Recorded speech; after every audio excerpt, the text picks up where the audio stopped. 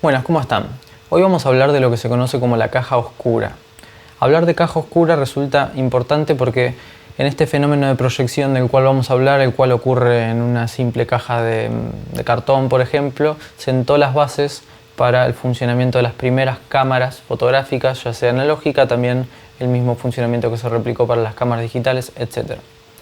También nos va a permitir comprender cosas básicas del funcionamiento de los objetivos, pero cosas que resultan fundacionales y de hecho son una de las cosas que más nos interesan de las características de estos objetivos. Así que lo primero que podríamos hacer es definir qué es una caja oscura. Consideraremos una caja oscura una caja la cual no permite el ingreso de luz por ninguna de sus caras. Podríamos definirla también como una caja completamente negra, la cual no refleja nada de luz de manera completamente ideal. Si nosotros tuviéramos un objeto al exterior e intentáramos hacer ingresar la luz, no llegaría, pero si nosotros hiciéramos un pequeño orificio, esa luz llegaría y se proyectaría en la cara opuesta al orificio, ¿sí? En ese caso, lo que terminaría ocurriendo es que la imagen se proyectaría invertida. ¿Por qué es esto? Si nosotros tenemos que pensar en cómo es que la imagen se da vuelta, lo que podemos hacer es trazar líneas. Por ejemplo, yo tengo mi caja oscura, un objeto en el exterior, ¿sí? Yo podría empezar a averiguar, por ejemplo, si tuviera un objeto acá, tengo que hacerlo atravesar el estenopo, ¿sí? Entonces yo podría ver si este objeto llega a atravesar el estenopo o no, y evidentemente atravesó el estenopo, pero no llegó a la cara en donde yo voy a poner, por ejemplo, la pared, una hoja blanca para ver la proyección, ¿sí? Por ejemplo. Entonces, si yo trazara desde acá arriba y quisiera ver si yo atravieso el estenopo, tampoco, no llegó a la cara opuesta, ¿sí? Se escapó y llegó a estas otras caras. Entonces, a mí me resulta más práctico pensar en lo siguiente: ¿qué pasaría si yo considero el vértice inferior de la cara, entiéndase esta, en donde se va a proyectar la imagen, ¿sí? Y tratara de hacerla atravesar el estenopo? Tendría este límite de visión superior, más o menos, suponiendo que atravesó cercano el estenopo, y tendría, si lo va a atravesar el estenopo por acá, este otro límite de visión inferior. O sea, mi campo de visión estaría determinado más o menos con este ángulo, ¿sí? Si yo trazara entonces la copa del árbol, vino a parar abajo. Y acá tengo esta parte, y el tronco del árbol vino a parar arriba, ¿sí? De este modo es una forma muy fácil de interpretar por qué las imágenes se invierten, simplemente por trazar líneas. Si yo trazo las líneas desde el inicio o el final de la cara opuesta al estenopo, lo que me va a dar es que cuando atravieso el estenopo, esas imágenes, esos haces se van a cruzar, ¿sí? Analizando un poco esto todavía no es una cámara, ¿sí? Es simplemente una caja, la cual puede llegar a ser una caja de remedios, por ejemplo, a la cual ustedes le hicieran un pequeño orificio.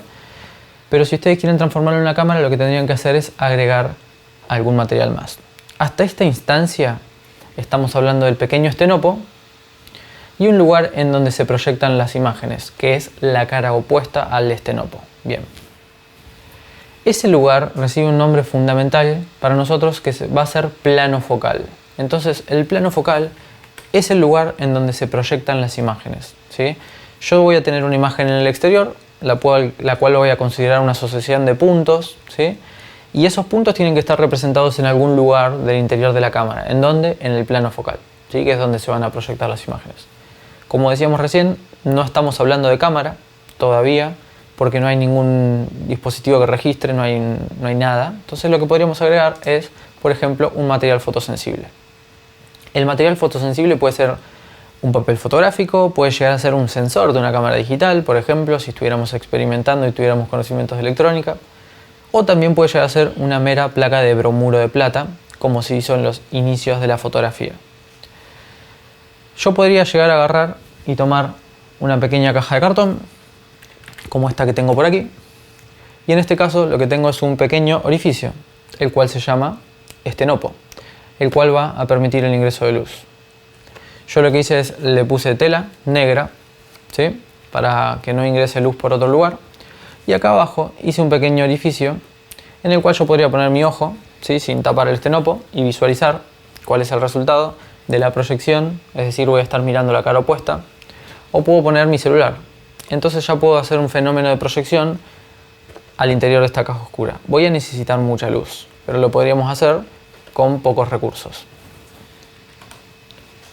Bien, si yo registro luz con esta cámara, con una placa de bromuro de plata, por ejemplo, lo que voy a notar es que voy a requerir mucho tiempo.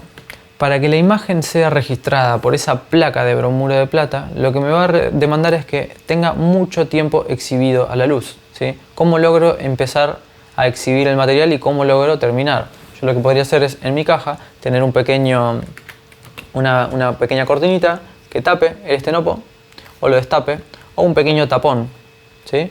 Entonces de esa manera yo inicio o termino la obturación, la exposición del material fotográfico a la luz. Eso es lo que se conoce como la exposición, ¿sí? Si yo midiera ese tiempo, puedo decir tuve 1 segundo de exposición desde que destapé hasta que volví a tapar, y eso es lo que vamos a llamar tiempo de exposición, o cuando hablemos de una cámara que ya tenga un dispositivo más sofisticado, más que un simple tapón, vamos a hablar de tiempo de obturación, porque será un obturador el que inicie y termine la exposición. Entonces, ¿qué pasaría si yo hago una fotografía, imaginemos, con un daguerrotipo, ¿sí? Daguerre fue uno de los precursores de la fotografía y utilizaba placas de bromuro de plata, las cuales eran un material que nosotros llamaríamos un material lento. ¿Qué es un material lento? También se habla de los lentes, que a veces slow lenses se dice. Un material lento es aquel que registra la luz, pero con poca sensibilidad, ¿sí? ¿Qué va a significar esto en la práctica para el daguerrotipo? Como no es muy sensible a la luz, a un estímulo de luz no es que lo registra muy bien, va a necesitar, ante ese pequeño estímulo, va a necesitar más tiempo. Entonces me entra poca luz. ¿Por dónde? Por ese pequeño orificio. Entonces, como me entra poca luz, necesito más tiempo. Bien. Entonces, ¿qué pasaba en los inicios de la fotografía? Una típica situación, familia sentada, retratada con sus mascotas, los niños pequeños, los adultos de la familia. Los adultos sentados en sillas para que no se muevan, porque la exposición era larga, porque el material era lento, era poco sensible. Entonces los adultos sentados, los niños posiblemente también sentados, pero después posiblemente también habían mascotas. Y bueno, ¿qué pasaba con el adulto? Bien quieto, duro, comprendiendo lo que tenía que hacer, que era quedarse quieto. Los ojos no los podía mantener quietos, en algún momento pestañeaba, en algún momento miraba hacia un costado, algo hacía. Entonces los ojos salían movidos, salían raros.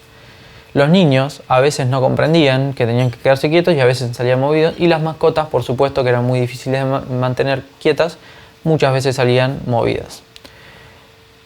Esto era muy típico de la época en la cual el material no era muy sensible a la luz. Entonces, ¿cuál era la otra variante? Agregar más luz. Pero como muchas veces la fotografía se hacía con la luz disponible, por ejemplo el sol, ¿sí? No podemos agregar otro sol. O si se hacían en interiores por cuestiones de necesidad, quizás la luz artificial que había, que llevaba a quien hacía la fotografía, no era suficiente, entonces no se podía agregar más, entonces se dejaba más tiempo. Bueno, ¿cuál es el problema del tiempo? Que los ojos salen movidos, los niños salen movidos, los animales salen movidos, etc. Entonces, para reducir el ingreso de luz que entraba por ese pequeño orificio, una posible salida sería ampliar el estenopo, ¿sí? Entonces, si yo cambio ese pequeño estenopo por un estenopo más grande, lo que voy a obtener es algo como lo siguiente. En este caso, lo que vamos a ver es que si yo tenía que mi imagen era una sucesión de puntos, entiéndase este árbol, yo voy a considerar, por ejemplo, el análisis de este pequeño punto de acá. En este caso, si yo trazo las líneas y paso por la parte inferior del estenopo, un punto termina más o menos en este lugar del plano focal. Si yo este mismo punto lo hago atravesar el centro del estenopo, ese punto termina por aquí en el plano focal, y este mismo punto, por la parte de arriba del estenopo, termina en la parte de acá del plano focal. ¿Cuál es el asunto de esto? Si yo continuara con esto, tendría infinidad, bueno, nos están visitando por aquí, tendría infinidad de puntos. Por un punto del exterior tendría un montón de puntos al interior del plano focal. Yo en realidad lo que tendría que obtener para considerar esa imagen nítida sería un punto del exterior con un único punto del interior del plano focal. Caso contrario, lo que voy a tener es que se me separan ese haz de luz fue divergente, ¿sí? Y en la práctica terminaría siendo una imagen fuera de foco. ¿Cuál es la solución de esto? Volver a hacer que se junten. Entonces con una pequeña lupa, ¿sí? Que sería una lupa que nosotros llamaríamos doble positiva, muy similar a las lupas que conocen para leer, por ejemplo, podría ser que esos haces vuelvan a juntarse, ¿sí? Existen dos lupas básicas que se usan en fotografía. Una sería una lupa más o menos como la siguiente, ¿sí? Y otra sería una lupa más o menos como esta. Esto es lo que se conoce como lupa negativa y esto es lo que se conoce como lupa positiva. Esto es lo que se conoce como cóncava y esto es lo que se conoce como convexa. También existen las plano cóncavo, plano convexo, etc. ¿Qué va a ser un cóncavo? A haces paralelos los va a hacer divergentes. ¿Qué es lo que va a hacer una convexa? A haces paralelos los va a hacer convergentes, ¿sí? Dependiendo de la posición de esa lupa, los va a hacer converger más adelante o más atrás. Entonces, de esta manera, con una simple lupa, lo que podríamos hacer, esos puntos que se separaron, ese punto que dejó de ser un punto en el exterior, lo puedo volver a ser un punto en el interior, ¿sí? ¿Cuál es el asunto con esto? Yo ya acá me estoy dando cuenta de dos cosas. Primero, agrandar el tamaño del estenopo me permite más ingreso de luz, pero lo que me va a estar restando es foco, ¿sí? O lo que vamos a llamar después, cuando hablemos de profundidad de campo, cuántos objetos por delante y por detrás de un determinado lugar tendré en foco. Y lo siguiente que voy a tener en cuenta es que yo voy a tener un punto al cual voy a estar enfocando con esa lupa que moveré hacia adelante o hacia atrás, la misma lupa que está dentro de los objetivos de las cámaras fotográficas, y yo con la posición hacia adelante y hacia atrás elegiré respecto del árbol, por ejemplo en este caso, si estoy enfocando al árbol más atrás o más adelante, pero yo no puedo enfocar todos los puntos a la vez. Yo puedo enfocar a un determinado punto y a los demás los estaré dejando fuera de foco, ¿sí? Ya charlaremos de eso bastante cuando hablemos de lo que se conoce como la profundidad de campo y las tareas del ayudante de cámara. A esta instancia lo que podríamos llegar a encontrar es que tenemos no solamente el estenopo, ¿sí? El plano focal, el cual vamos a encontrar una cuestión que yo no mencioné, es que el plano focal lo podemos encontrar en nuestras cámaras ubicado con la pequeña letra Φ. La letra Φ la van a encontrar en todas las cámaras ubicada, en este caso, en esta pequeña marca que no se llega a ver muy bien por el foco, pero en este lugar nos está diciendo que aquí está el plano focal. En efecto, si yo retirara mi objetivo, ahí voy a tener ubicado el sensor. Entonces, lo que nos hace el fabricante es nos indica con precisión dónde está ubicado este plano focal al interior de la cámara, ¿sí? Entonces, ya tenemos un estenopo, el cual también dijimos que en la caja oscura o en la cámara primitiva coincide con el punto nodal, que es el lugar donde se invierten los haces. Tenemos un plano focal en el cual se proyectan las imágenes, el cual consideramos que tiene la proyección de las imágenes y en el cual se tienen que formar los puntos del interior que se corresponden con los puntos del exterior. Y además podemos analizar cosas como lo que se conoce como la distancia focal. ¿Qué es la distancia focal? La distancia focal es la distancia que está entre esa cara opuesta al estenopo y el estenopo. Podríamos decir que la distancia focal es la distancia que hay entre el plano focal y el estenopo. Otra forma de decirlo sería que es la distancia que hay entre el lugar donde se proyectan los haces y el lugar donde se invierte la imagen, ¿sí? De manera genérica, todas estas opciones son válidas, pero de manera genérica vamos a decir que la distancia focal es la distancia que hay entre el plano focal y el punto nodal, ¿sí? Esa sería la definición más correcta.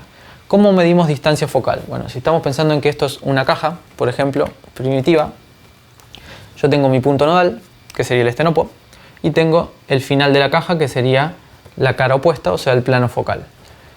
Yo esto lo voy a medir en centímetros, claramente, no lo voy a medir en metros, ¿sí? Tampoco lo voy a medir en micrones. Pero si yo tuviera una cámara mucho más pequeña, bueno, si yo tuviera una cámara mucho más pequeña, como puede llegar a ser una cámara digital, lo que tendría que estar haciendo es midiendo, por ejemplo, en milímetros, que es lo que va a ocurrir en realidad en la práctica. ¿Qué pasa con esto? Si yo tengo una determinada distancia focal, lo que voy a obtener es simplemente por trazar líneas algo como lo que tengo aquí en imagen. Pero si yo variara esa distancia focal, entiéndase la distancia entre el lugar donde se invierten las imágenes y el plano focal, lo que voy a obtener es que a la misma altura de la cámara, con una distancia focal más corta, voy a tener otro campo de visión, ¿sí? Fíjense, acá lo único que estoy haciendo es extendiendo o acortando el largo de la cámara, ¿sí? O sea, de la caja, mejor dicho. Pero fíjense que si yo trazo de nuevo las mismas líneas desde el vértice inferior y el vértice superior y los hago atravesar el estenopo, ahí lo que estoy viendo es que, en este caso, con una distancia focal larga, las nubes y el piso quedan fuera del encuadre. Pero si yo acorto esa distancia focal, lo que voy a obtener es que las nubes y el piso entran en el encuadre, ¿sí? Si yo sacara una conclusión con esto, lo que puedo llegar a decir es que a menor distancia focal, entiéndase el caso de abajo, si lo midiéramos en milímetros, podríamos llegar a decir que serían 50 milímetros, por decir algo muy en el aire, ¿sí? Por tirar un ejemplo. Esa distancia focal corta me da un campo de visión más grande que el otro caso, el de arriba, ¿sí?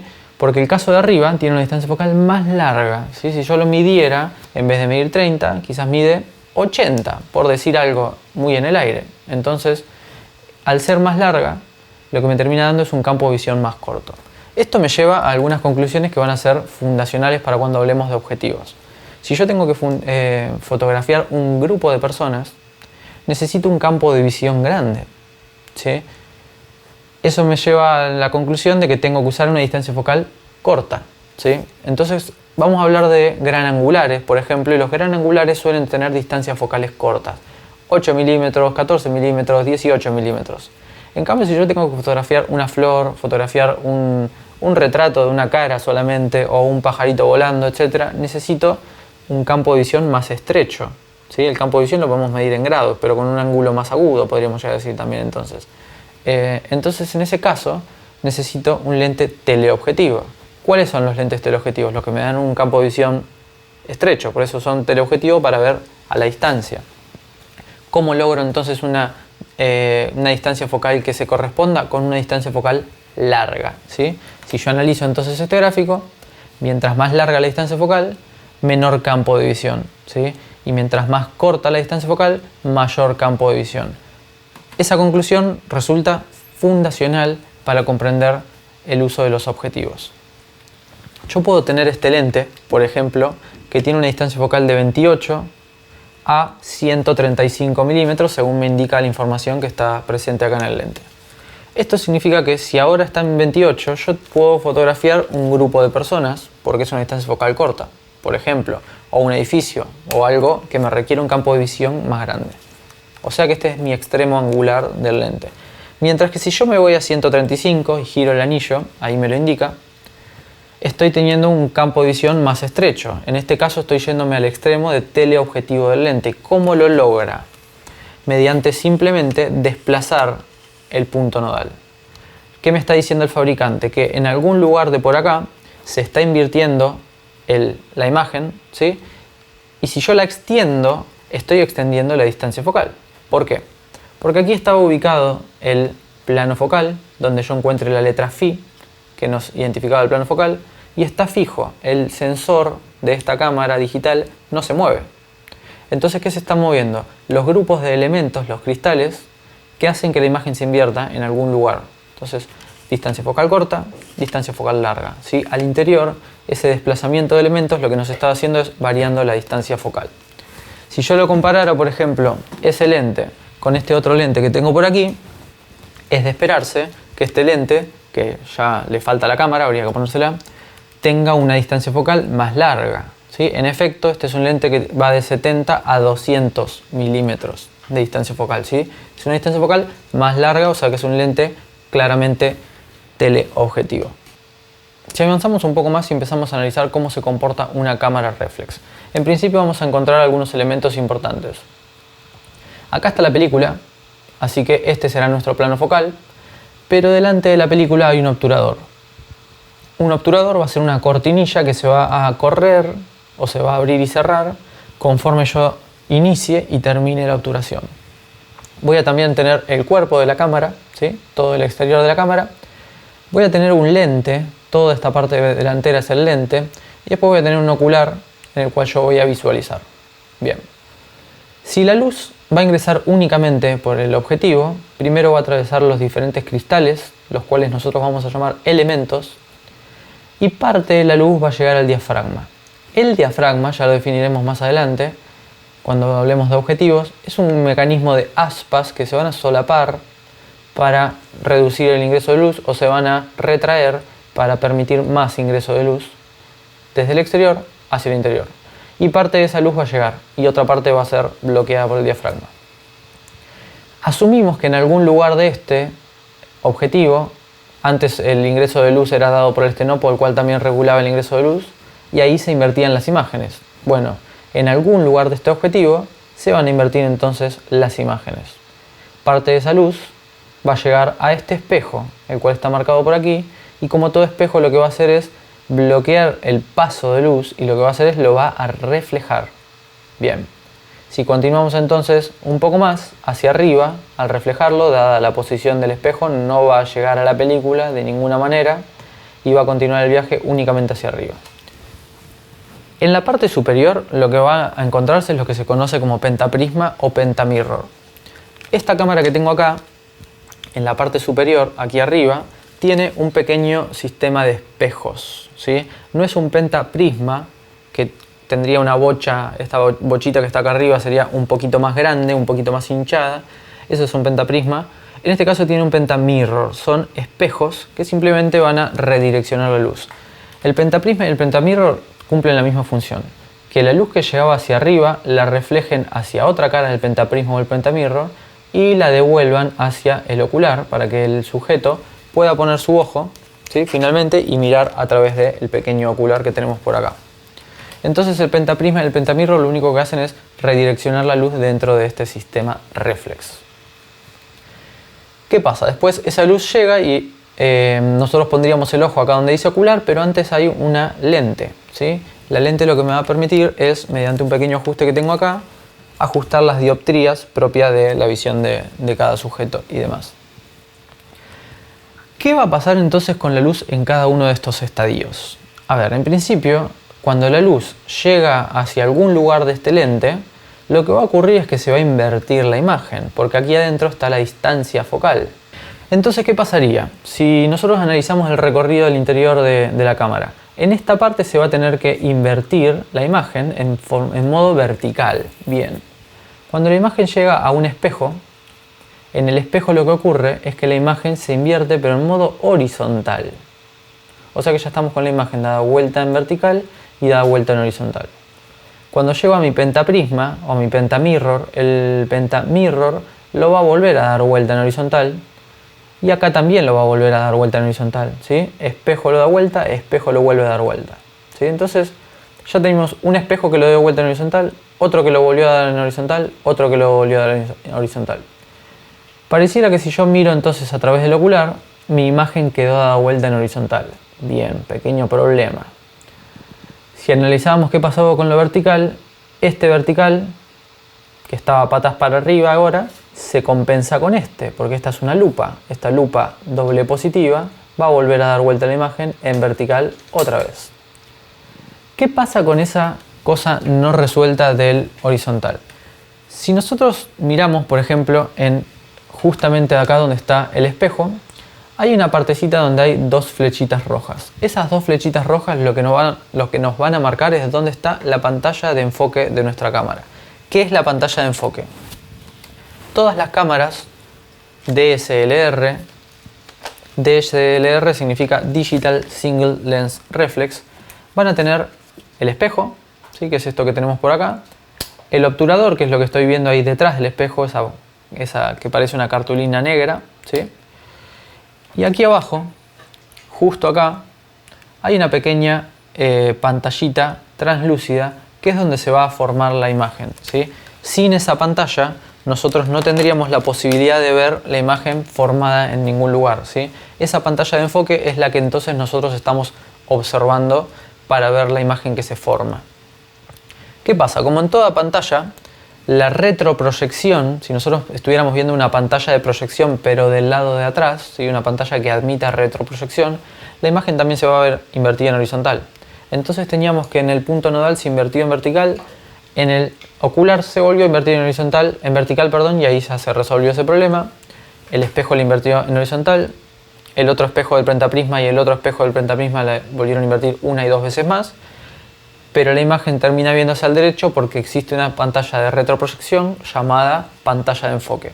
En esa pantalla de enfoque, que es la cual yo voy a estar viendo cada vez que yo visualice a través de esto, ¿sí? Cuando yo mire por ahí, lo que estoy viendo es finalmente la pantalla de enfoque realmente. Voy a tener además los puntos de las pantallas de enfoque con los puntos de autofoco, los cuales se van a iluminar con un pequeño LED de color, etc. Bien, si tuviéramos que analizar entonces el recorrido para que finalmente mi ojo pueda recibir la luz, tiene que haber un espejo abajo. ¿Qué significa esto? Que la luz no está llegando de ninguna manera a la película, ¿sí? Si acá hay un espejo, la luz va hacia arriba. Si acá hay un espejo, la luz no va hacia atrás, ¿sí? Entonces, ¿qué tiene que ocurrir para que yo pueda llegar a sacar una foto? Que este espejo, que observamos por aquí, se levante. Entonces yo tendría que levantarlo y lo siguiente que tendría que ocurrir es que ese elemento que vemos ahí llamado obturador se corra, ¿sí? Entonces, si yo agarrara y prendiera mi cámara, esto que estoy haciendo no lo tendríamos que hacer en un entorno no controlado, ¿sí? Porque no debería entrar luz al sensor de ninguna manera, pero bueno, en este modo controlado lo podríamos llegar a hacer. Si yo levantara el espejo, veo el obturador, pero si fuerzo con este botón a que se levante el espejo y el obturador, finalmente ahí esto que veo ahí medio verde es lo que conocemos como el sensor. Si yo tomara, por ejemplo, una linterna e iluminara, puedo ver que tiene esas marcas RGB, rojo, verde y azul, ¿sí? Ese es el sensor. Hay que tener mucho cuidado de que el polvo no llegue ahí, porque ese polvo después queda registrado en la imagen y hay que limpiar el sensor, lo cual es una tarea delicada. Bien, en este caso yo ya estoy recibiendo imagen por el visor, porque el sensor está recibiendo luz, ¿sí? Si yo quitara la visualización directa, hay un espejo, el cual está bloqueando. Vamos a hacer un poquito mejor foco. El espejo está bloqueando el obturador y el sensor, así que si yo hiciera una pequeña prueba, como por ejemplo iluminar por aquí adelante, del lado trasero, lo que voy a tener es luz, ¿sí? Porque el camino de la cámara reflex está permitiendo que salga por el ocular, por el visor, ¿sí? Entonces si yo iluminara de esta manera, ahí lo que obtengo es luz a través de ahí. Del mismo modo, si yo expusiera esto así e iluminara a través del visor, lo que obtengo es luz que está recorriendo a través del visor reflex, ¿sí? Este tipo de visores igual lo que nos va a permitir es visualizar exactamente lo que está recibiendo el lente, que se supone que es lo que está llegando al sensor o a mi película. Pero ¿cuál es el inconveniente? Yo no estoy viendo exactamente lo que registra el sensor. ¿Por qué? Yo estoy viendo la imagen que llegó al sensor, pero no estoy viendo cómo está el diafragma, porque las cámaras digitales, no así las analógicas, pero las cámaras digitales no me exhiben el diafragma seleccionado, que puede ser más abierto o más cerrado, hasta que yo no saco la foto, ¿sí? Por otro lado, yo no estoy viendo la sensibilidad de la cámara, yo estoy viendo la sensibilidad de mi ojo. Recibo la luz y yo abro y cierro mi iris y mi pupila, pero no estoy cambiando la sensibilidad, el ISO, digamos, de la cámara. Entonces, yo de ninguna manera puedo juzgar exposición y demás por este visor, salvo que use el fotómetro interno, y además no es lo que está llegando a la cámara. Eso por un lado. Y por otro lado, que si yo quiero visualizar, por ejemplo, si yo quisiera tener imagen en mi visor directo, ahí se levanta el espejo y acá hay imagen, pero de ninguna manera ahora está llegando imagen al visor, ¿sí? Entonces, si yo quisiera visualizar por el visor chiquitito, digamos el ocular, lo podríamos llegar a diferenciar de visor con la palabra viewfinder, ¿sí? El viewfinder sería el visor ocular, mientras que esta la pantalla la vamos a llamar Live View o visualización directa, ¿sí? Entonces, si yo quisiera utilizar esta cámara para cine, de ninguna manera voy a poder utilizar el visor o el viewfinder. ¿Qué es lo que tendría que usar? Por ejemplo, las salidas de video al costado de la cámara, que por ejemplo en este caso es HDMI, y esto lo que me va a permitir es conectar un pequeño cable a una pequeña pantalla en un viewfinder electrónico, ¿sí? Un EVF, Electronic Viewfinder. ¿Cuál es la otra necesidad de usar visores? Si yo uso el ocular, el viewfinder, lo bueno es que me estoy aislando de la luz ambiente, no estoy visualizando la luz del sol que me está brillando muy intensamente sobre la pantalla, que me va a llevar a tomar decisiones erróneas como ¿cuánta luz que hay afuera en el exterior? Se ve muy oscuro esto, le falta luz y le subo entonces la sensibilidad a la cámara o abro mi diafragma. Pero en realidad no es que le faltaba luz a la fotografía. Yo estaba engañado porque había tanta luz en el exterior que me parecía que acá faltaba, y cuando visualizo eso en mi casa, de repente o en la isla de edición, veo que el material está muy sobreexpuesto, ¿sí? Que yo forcé el ingreso de luz y terminó quedando una imagen muy quemada, digamos, ¿sí? Le sobra luz respecto de lo que tendría que tener. En ese sentido, entonces, lo que se hace es trabajar con visores electrónicos, viewfinders electrónicos, para poder regular el ingreso de luz, o juzgar, mejor dicho, el ingreso de luz con más criterio. Si yo no tengo la posibilidad de acceder a un viewfinder electrónico porque son muy costosos, hay unos viewfinders que se pegan sobre la pantalla esta y lo que me permiten es quitar el sol, digamos, si yo visualizo mi pantalla con una pequeña lupa, la cual me hace centrar la atención. Si no tengo ninguna de esas posibilidades, siempre antes de juzgar exposición únicamente con el ojo, si no tengo un fotómetro u otra herramienta de medición, lo que puedo hacer es taparme y visualizar, ¿sí? Con una manta o algo, un abrigo, puedo llegar a tapar y ver. Pero trabajar en exteriores con la pantalla resulta muy complicado. Si yo tuviera que pensar en qué pasaría en cine, en realidad en cine lo que se hace tampoco es utilizar este tipo de sistemas reflex. ¿Por qué? Si yo tuviera que pensar en una grabación como en cine a 24 cuadros por segundo, yo lo que tendría que hacer es algo muy similar a esto. Imaginen que sacamos 24 fotos por segundo y fuera algo así. Este espejo se levantó, se bajó y se abrió el obturador y se cerró el obturador un montón de veces. Acá estuvimos haciendo 5 fotos por segundo. Solamente 5 fotos por segundo. ¿Sí? 5 o 7, no sé cuánto estaba configurado. Es muy poco. Nosotros tenemos que registrar en cine para tener movimiento 24 fotos por segundo. Imagínense un sistema como este, donde hay un espejo que se levanta y un obturador mecánico levantándose 24 veces por segundo. Sería un desgaste mecánico terrible, ¿sí? Además de que no podríamos grabar sonido, por ejemplo. Entonces, ¿qué es lo que se hizo en cine? En vez de tener un obturador que se levanta y se baja, el camino es distinto. Nosotros tenemos nuestra caja, que sería la cámara, adentro de la cual está la película, dibujo el carrete, pensando que es una cámara analógica porque este sistema es reflex. Las cámaras de cine digital usan visores electrónicos como el que mencioné recién. El carrete de película virgen. Y abajo está el carrete de película expuesta, ¿sí? ¿Qué vamos a tener entonces en algún lugar de la cámara? El lente, ¿sí? El lente lo que va a tener es el lugar donde se invierten las imágenes, bla, bla, bla.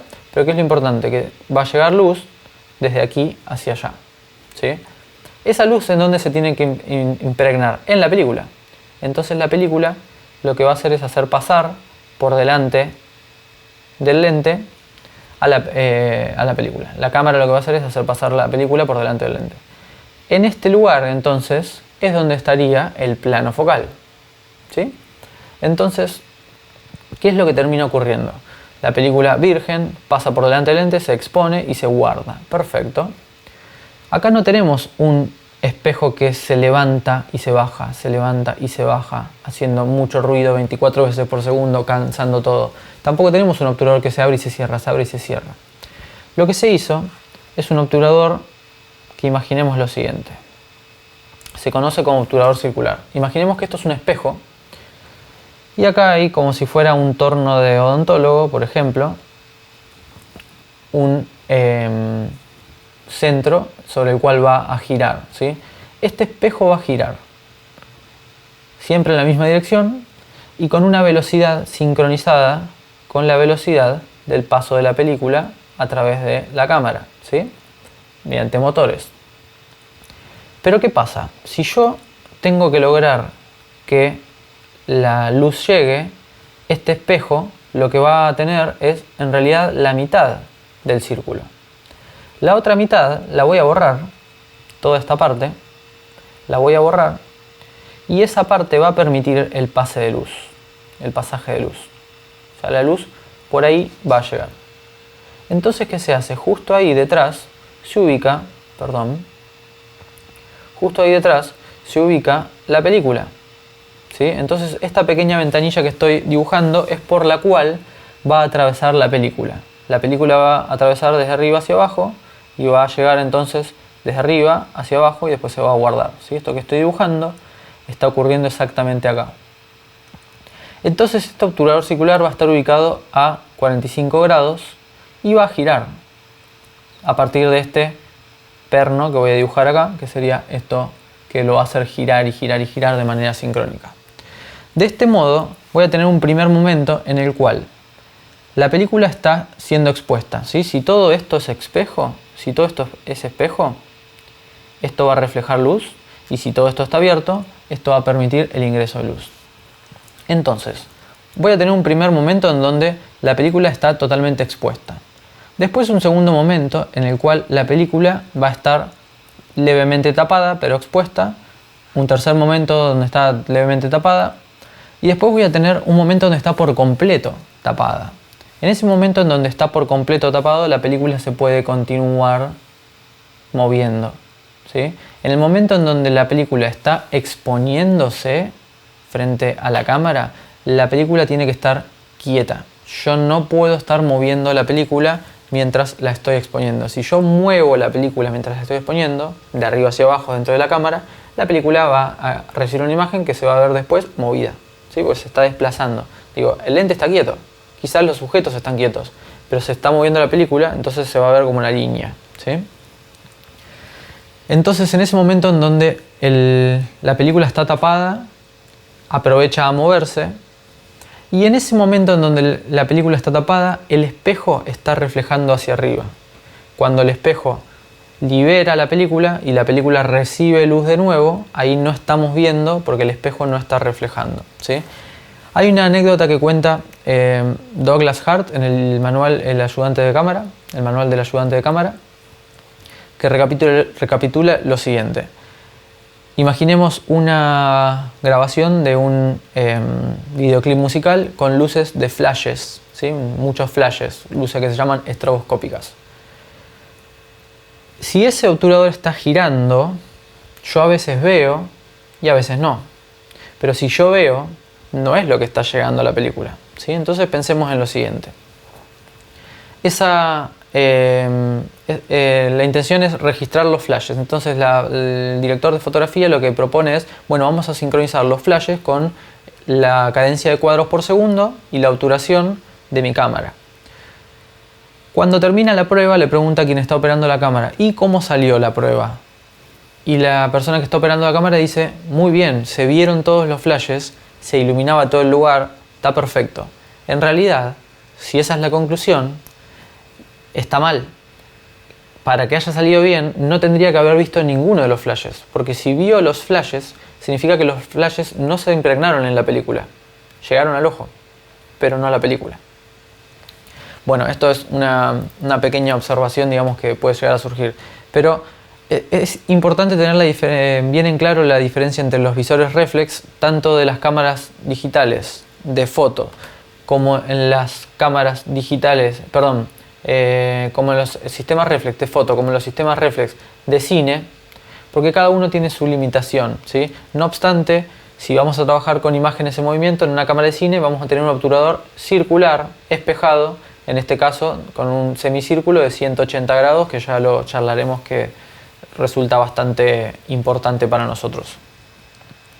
Si yo trabajara con una cámara, por ejemplo, de fotos, como esta, o como una Leica de las típicas Leica viejas, traían algún visor que se podía poner arriba, en esta parte que está arriba, que se llama zapata, que se usa muchas veces para poner el flash, ¿sí?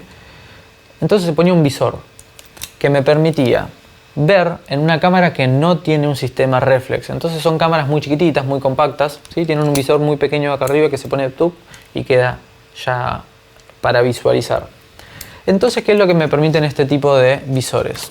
Este visor va a tener por acá la posibilidad de variar la distancia focal. 50 milímetros, 75 milímetros, 100 milímetros, 150 milímetros. Entonces yo elijo la distancia focal que voy a utilizar en el lente. ¿Qué está ocurriendo al interior de este dispositivo? Bueno, estoy variando la distancia focal con un cristal que se está moviendo hacia adelante y hacia atrás, efectivamente.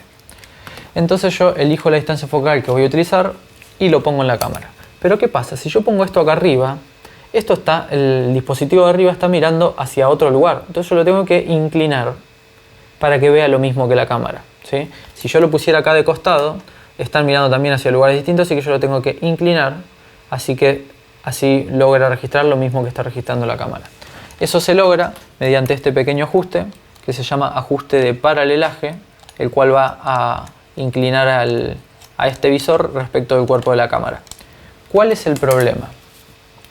Yo en este momento, si miro a un objeto y me fijo qué me está tapando ese objeto, por ejemplo, y me corro un poco, ya me estoy dando cuenta que lo que está en el fondo de ese objeto es distinto, ¿sí? Si yo visualizara algo del fondo que puede llegar a ser algo indeseado, como un objeto que no tenga que entrar, la pata de un trípode, algo de la escenografía, lo que fuera, quizás la cámara no lo ve y quizás el visor paralelo sí lo ve, lo cual no sería un problema, pero lo que podría llegar a ser un problema es que yo por el visor paralelo no vea algo y que en cámara sí se vea. Eso se conoce como error de paralelaje, ¿sí? Y es importante tener en cuenta. Las cámaras digitales de hoy ya no lo tienen, ¿sí? Pero es algo que en la teoría de todo lo que es los visores reflex y demás está presente. Entonces los visores reflex no tienen este problema del paralelaje y demás. El visor paralelo es para cuando yo tengo cámaras que no son reflex y le agrego un visor externo. Hay cámaras que son muy chiquititas, muy compactas, no tienen sistema reflex y tienen dos visores. Uno es para efectivamente sacar la foto y el otro es el paralelo. No están registrando lo mismo que ustedes vieron. Las cámaras muy compactas o hogareñas, viejas de los 90, 80, lo que fuera, posiblemente no tenían un sistema reflex y eran paralelos y tienen estos inconvenientes.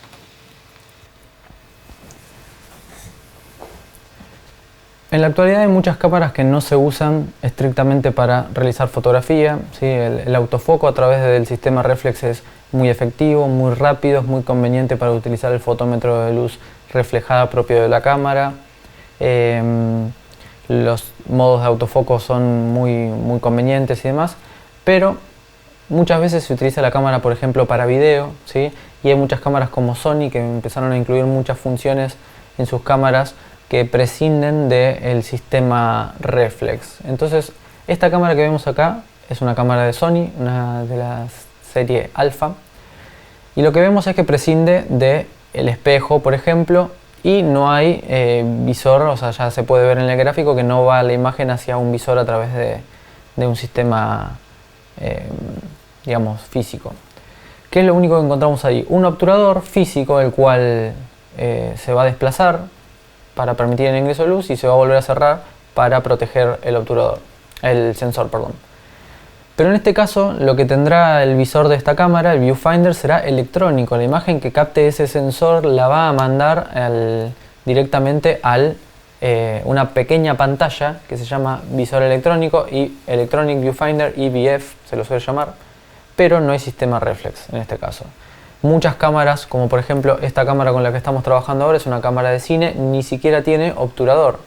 Y el obturador es electrónico, controlado electrónicamente. ¿Qué significa esto?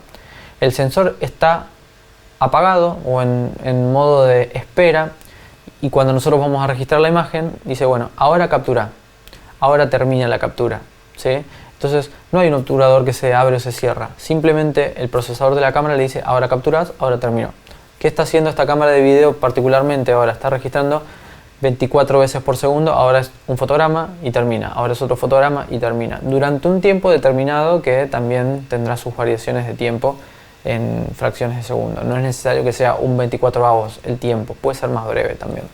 Bueno, hay algunos híbridos, como por ejemplo este que está de esta cámara Sony, En este caso hay una mezcla de sensores que podemos llegar a encontrar en el caso del visor, del EVF, etcétera, pero son híbridos entre un visor reflex y un sistema con EVF, ¿sí? Pero sigue siendo un sistema reflex. ¿Cuál es la ventaja de ese EVF que está arriba? Porque al fin y al cabo parece que es un sistema reflex, pero tiene una pantallita muy pequeña arriba, la cual me va a permitir visualizar en tiempo real lo mismo, ya con la apertura de diafragma y ya con la sensibilidad que tiene la cámara. ¿Por qué? Porque en esta pequeña bifurcación donde la imagen subía, reflejaba y salía directamente a mi ojo, ahora no sale a mi ojo directamente, va a un sensor chiquitito, muy pequeño, el cual me va a permitir variar la sensibilidad y la apertura de diafragma y ver el resultado efectivamente, cosa que no ocurría en las cámaras analógicas reflex. Yo la sensibilidad no la podía ver porque efectivamente la luz no estaba llegando al sensor. Si yo la estaba viendo por el visor, no estaba llegando al sensor. Entonces, bueno, en este caso, dado que el problema es el mismo, no está llegando al sensor, lo que hay es un segundo sensor de mucha menor calidad, por supuesto, el cual está cumpliendo la función únicamente de mostrarme los cálculos de cómo se vería cuando le apliques la sensibilidad y el diafragma a esta cámara. Es un visor, un sensor de visualización nada más. La clase que viene lo que vamos a empezar a hablar es de lo que se conoce como sensores. Comprender el uso de los sensores va a ser fundamental para ver cuáles son todas las limitaciones que tiene todo este sistema digital, y hay un montón de mediaciones que van a haber entre el resultado que nosotros esperamos y nuestro ojo. Así que comprender esto de la caja oscura, comprender lo de la distancia focal, comprender los conceptos de plano focal y de punto nodal va a ser fundamental para esta primera etapa.